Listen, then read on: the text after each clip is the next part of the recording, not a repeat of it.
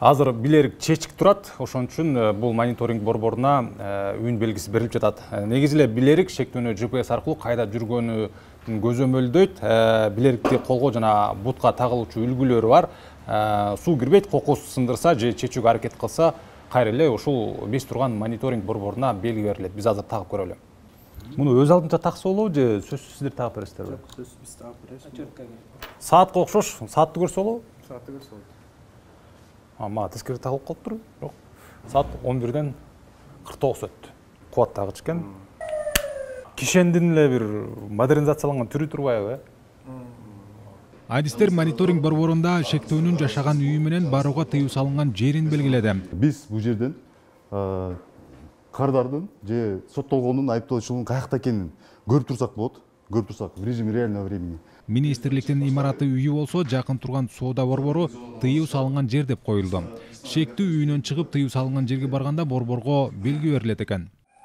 Мынакей тыюу салынган аймакка биз белгилеген аймакка кирди. Азыркы учурда биздин оператор эме өзүнүн кыймылыңыз керек. Сиз СМС жазыңыз. СМС жазыңыз. Мынакей биздин тергөө айгай жаңырды. Биз ага эскертүү бериш керекпиз. Бул айгайды өчүрдүк. Эскертүү биз азыр ага СМС жиберебиз. Адистер электрондук билерик аркылуу зордук зомбулуктун алдын алууга болоорун белгилеп жатышат. Ошондой эле жабыркагандарды коргоо чарасы катары колдонсо болот дешти. Мисалы балдарына барууга мүмкүн эмес болсо, мектепти алып койсок болот.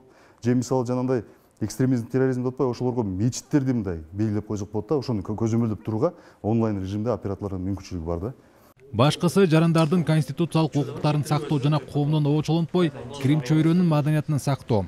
Адистердин айтымында 2022 жылы 8000ге чукул бөгөт чарасы тандалган. Мунун ичинен тилгат менен үй камагына 50ге жакын киши чыкса, өлкөдөн чыкпоо убадасы менен 200дөй шектүү убактылуу жайлардан бошотулган. Же бир же эки жолу бекитилген милдеттемелерди бузгандарга гана тагабыз да. Бул жаза аткаруу жаатында. Ал эми могул жаңы бөгөт коюу чарасында болсо, жана мен айтып кеткендей, жеңил кылмыш менен шектүү болуп олтургандарга, же болбосо экономикалык кылмыш жаатында шектүү катары колдонулгандарга, анан жанагы айтып кеткен чет элдик жарандар, ошол эле жарандыгы жоктор, анан туруктуу жашаган жери жокторго колдонсок болот да. Шектүүлөр тартип бузса, тагылган билерик аркылуу бир эле убакта 3-4 көзөмөлдөөчү органга белги берилип, өз убагында чара көрүүгө мүмкүн болоору белгиленди. Электрондук билерик азырынча сыналып жатат. Бөгөт чарасынын мындай ыкмасы башка өлкөлөрдө баңгизат колдонуу аракетчиликке каршы күрөшүүдө жигердүү пайдаланып жатканы айтылды. Сайфуддин Мурзаев, Алмаз Нурманбетов, Ала Тоо 24.